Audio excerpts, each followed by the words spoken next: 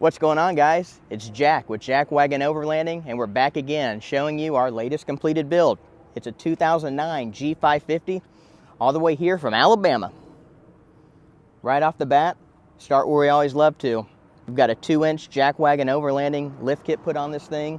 That's using our Jack Wagon 2-inch springs, Coney Raid shocks, and an upgraded Fox stabilizer that we're going to talk a little bit more about shortly.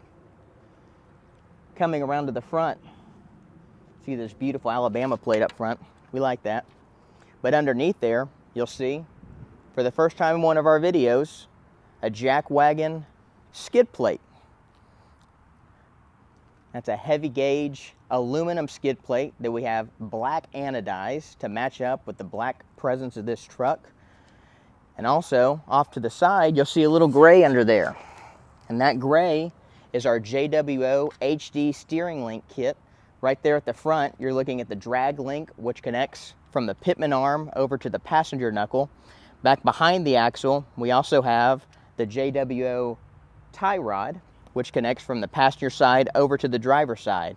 And those two pieces together are where they're going to handle all of your steering.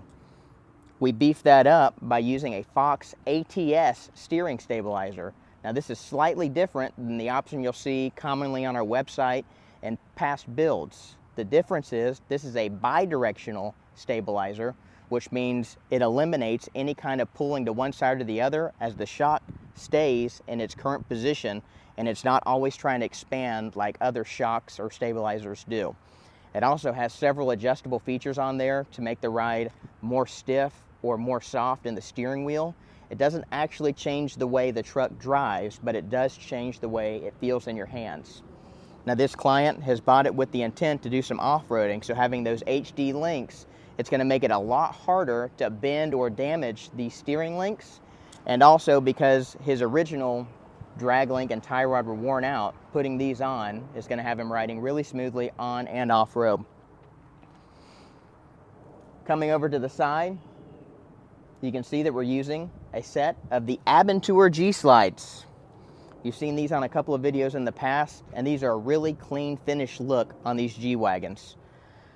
They're not the lowest hanging steps, so for underbody protection, there could be some other things to consider, but for someone who's planning to do more mudding and off-roading in the deep south as opposed to getting involved in rocks like you might in the southwest or in different parts of the country, these steps are very clean and offer some good protection from the side and also make for a very smooth step getting in and out of the truck.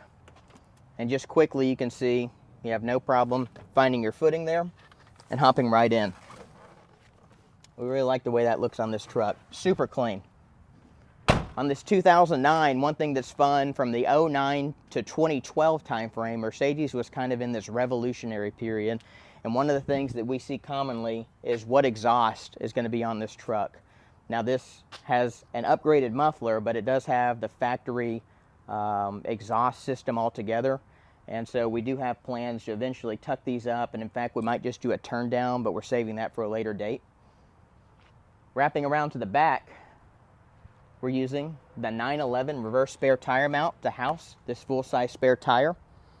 It's always a great go-to for us. It's rigid, it all fits together really smoothly, and unlike the factory spare, which would have the outside of your wheel facing into the truck, this makes sure that the pretty side of your wheel is exposed for everyone to see, and it also makes sure that it fits, since this is a much wider tire than there was from the factory.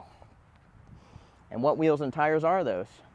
Coming over to the side, these are the 463 Industries GCO1 wheels. These are simulation beadlock. They look super sharp, and one thing that's really cool to note is you can't see any of the bolts that are actually mounting this onto the truck. Those are hidden by this plate.